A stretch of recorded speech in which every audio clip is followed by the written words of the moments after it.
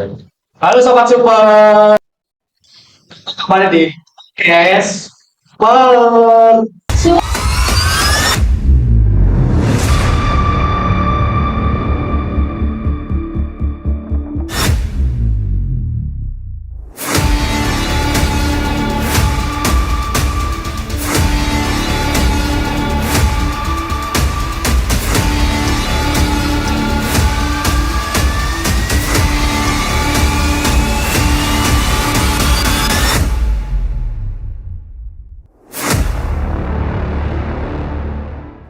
Oke, kali ini saya sebagai host yaitu Reza, dan kali ini kita kedatangan tamu spesial yaitu Ibu Sri Sudarwati MM selaku Direktur PT Citra Prestasi Gemilang. Silakan Ibu.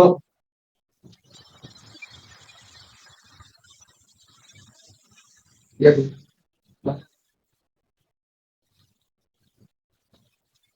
Oke, apa kabar Ibu? Alhamdulillah baik. Seperti yang kamu lihat, dan ini saya masih baik, sehat, dan bisa tersenyum ya, Dan ya.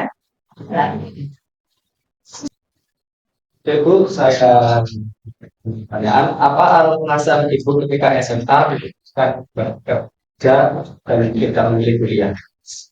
Oke, baik. Terima kasih kepada SMK Negeri 1 Turen yang sudah mengundang saya untuk hadir di podcast ini. Yang pertama saya ingin menyapa.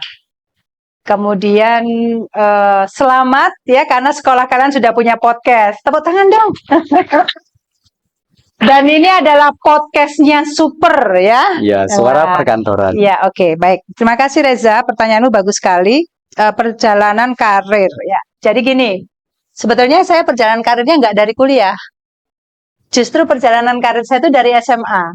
Ya, jadi lulus SMA di tahun waktu itu 1998, kalian belum lahir ya. Jadi saya lulus dari SMA, sebuah SMA negeri yang ada di kota Sampang, Madura, jurusan biologi atau A2. Kemudian karena tidak diterima di perguruan tinggi negeri, saya rasa Tuhan sedang memberikan saya insight bahwa saya tidak bodoh ya, saya tidak bodoh, mungkin saya kurang beruntung. Karena itu saya terinspirasi untuk apa? Bekerja dulu adik-adik, supaya saya bisa nabung, Reza. Karena orang tua saya ini bukan orang tua yang punya banyak uang yang bisa menyekolahkan anaknya di swasta yang bergengsi, kan gitu ya. Iya. Jadi saya lulus SMA, kerja dulu, menabung, baru deh saya kuliah ke Malang, S1 dan S2. Ya, dulu saya mengambil kelas-kelas extension, adik-adik. Jadi extension itu adalah sekolah yang bisa dilakukan malam hari sepulang kerja. Karena saya paginya sampai sorenya harus tetap kerja ya, dapat atau mencari duit gitu, menghidupi diri, menghidupi keluarga. S1 saya dalam sekolah tinggi dalam keuangan negara. Kalian mungkin tahu dulu ada stiker Jaya Negara. Kemudian S2 saya di Magister Manajemen Sumber Daya Manusia, saya di Widyagara. Kebetulan dekat rumah sih. Jadi kalau pulang kantor, saya bisa langsung mampir kampus, atau pulang kantor saya pulang ke rumah dulu, mandi, sholat maghrib, baru ke kampus, begitulah. Iya, ambil yang malam karena saya paginya tetap harus. Bagaimana perjalanan karir Ibu Wati dari lulus SMA hingga saat ini? Kalau karir saya, jadi setelah saya tidak bisa kuliah itu, saya termotivasi untuk bekerja dulu, dan saya diterima di sebuah perusahaan yang ada di Kalimantan Timur. Jadi langsung jauh ya. Tetapi saya dapatnya iklan lowongan kerja itu dari sebuah majalah. Waktu itu adalah majalah, koran ya, koran Kompas kalau nggak salah. Jadi dulu itu belum ada internet, adik-adik. Jadi saya harus mencari informasi itu di koran.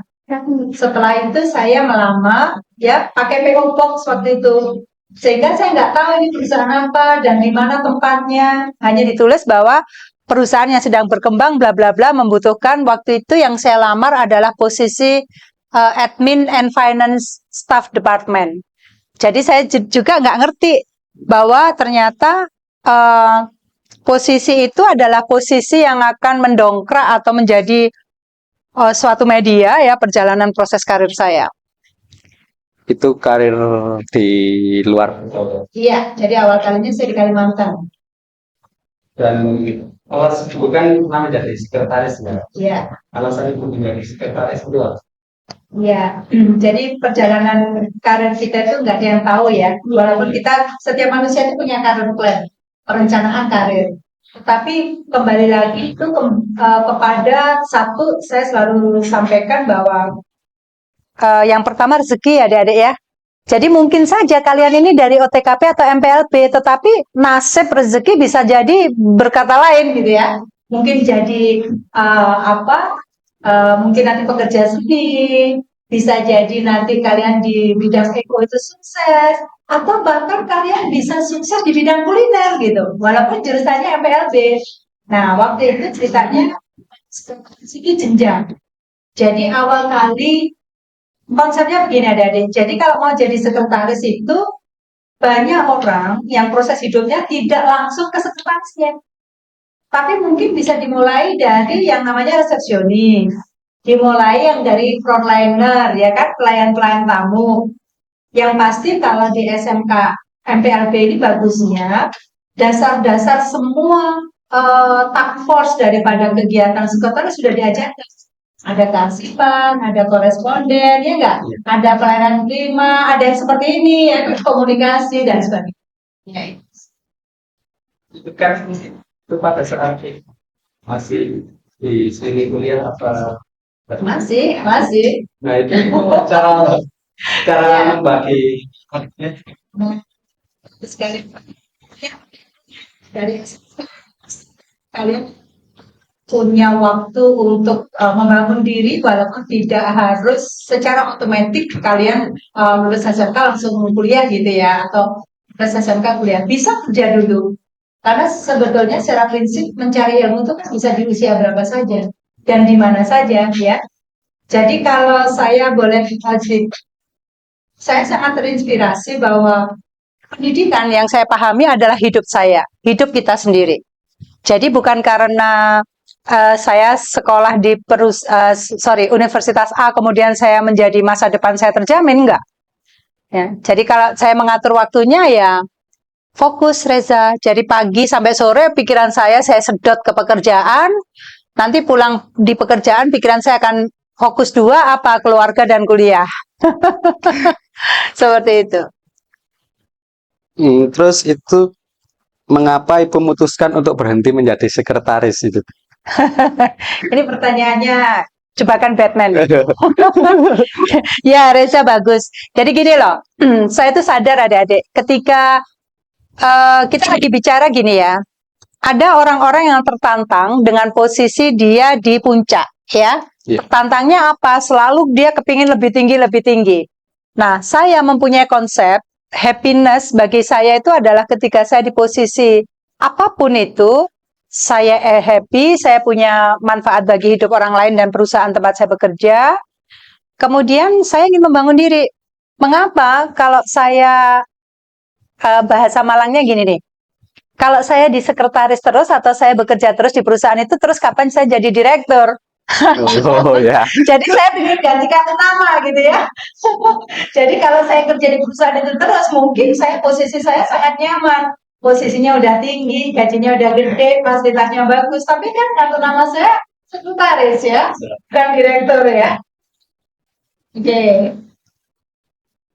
PT Citra Prestasi Gemilang itu bergerak di bidang apa? Ya, saya membangun citra prestasi ini lebih kepada proses perjalanan jiwa saya. Jadi setelah 28 tahun, resminya saya bekerja di perusahaan itu, saya punya apa ya, kesadaran untuk membangun sebuah bisnis gitu. Yang pertama adalah bisnis di bidang jasa. Kesempatan bagi adik-adik SMK MPLB di semua kota atau di Indonesia ini, perhatikan baik-baik bahwa kalian nanti antara keterampilan teknis dengan keterampilan soft skill, itu akan lebih banyak soft skill yang diterapkan di perusahaan. Ya, seperti Citra Prestasi ini semuanya soft skill sebetulnya. Jadi Citra Prestasi adik-adik adalah perusahaan jasa yang bergerak di bidang training, consulting, organizing, dan sekarang assessment center. Seperti itu. Kreatif. Dan saya penasaran Ibu, sama prestasi yang Ibu raih selama karir. Kalau prestasinya biasa aja sih. Ya, kalau ditanya prestasi, saya lebih suka berkata adalah saya sedang terus bertanya pada diri saya apa sih yang bisa saya sumbangkan.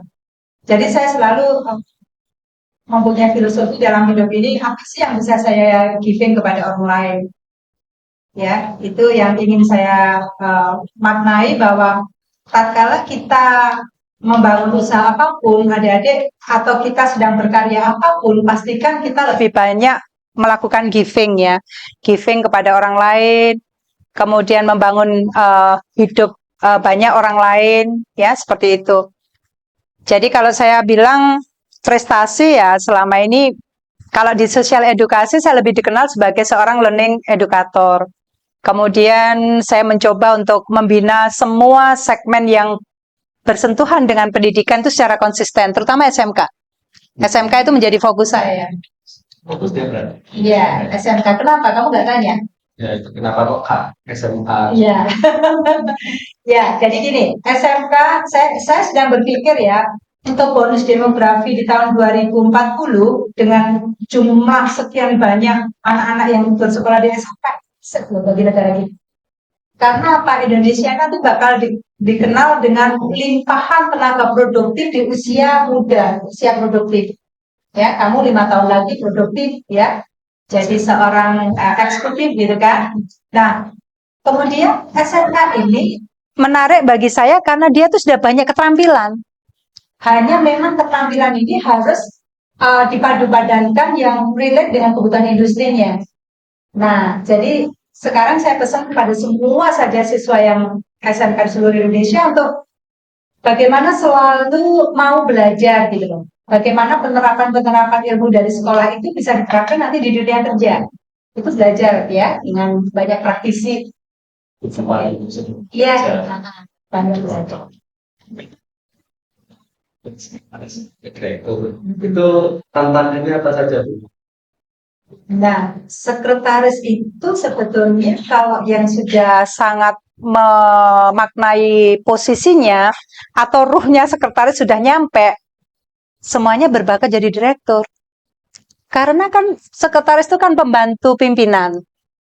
Semua kegiatan pimpinan dia tahu, ya kan? Dia tinggal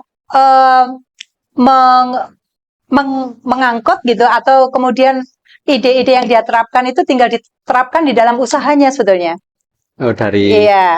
Setiap harinya, iya. Setiap harinya dan pemimpin Iya. ditulis, dipahami Iya, gitu ya Bu kan ya. banyak itu Reza. Kalau misalnya kamu misalnya nih ya kerja di sebuah perusahaan, kamu kan bisa amati tiap harinya. Oh, Iya. perusahaan ini begini. Kamu bisa tiru itu, ya kan? Bisa amati, tiru dan modifikasi bikin perusahaan sendiri. Ini bedanya adalah saya dulu di industri manufaktur dan sekarang saya punya usahanya adalah di sektor jasa. Gitu aja sih. Dan kunci suksesnya itu pegang selama itu. Kunci sukses saya cuma satu adik, be yourself, ya, jadilah dirimu sendiri. Bukan kabar baik bagi saya kalau semua orang itu suka dengan saya. Karena kita hidup ini bukan untuk menyenangkan orang lain atau disukai orang lain terus, ya kan? Kadang-kadang bentrokannya kalau kita di dunia nyata, dunia kerja, nanti kalau jadi diri sendiri itu pasti dibenci orang, pasti difitnah orang. Mengapa? Bisa menjadi diri kita sendiri. Kita nggak ngikutin arus yang ada di dalamnya. Kita kadang-kadang untuk bisa menjadi sosok yang berdiri di atas idealisme kita tanpa mengganggu hak orang lain ya tentunya kita harus ngepras ego kita. Nah itu aja. Omongan orang lain berarti menjadi motivasi. Ya, jadikan hanya sebagai alat saja dan jangan masuk untuk mengubah hidup kita. Kita yang harus ya, kita menjadi kendali dalam hidup. Ya, Bu, keempat motivasi dari Ibu untuk siswa-siswi SMK Negeri 1 apa Bu? Ya, adik-adik itu semuanya anak-anak yang terkasih dan tersayang. SMK Negeri 1 Turen, terutama saya hanya punya satu quotes untuk kalian. Bahwa untuk menjadi manusia sukses, itu tidak dalam kondisi yang selalu baik-baik saja. Dalam keterbatasan, kalian akan menemukan kelebihan kalian. Dalam kesempitan, kalian akan bisa menjadi manusia yang hebat. Dan dalam ketidakberdayaan, yakinlah bahwa ada yang selalu lebih kuat daripada segala permasalahan kita. Sebesar apapun masalahmu, Tuhanmu jauh lebih besar.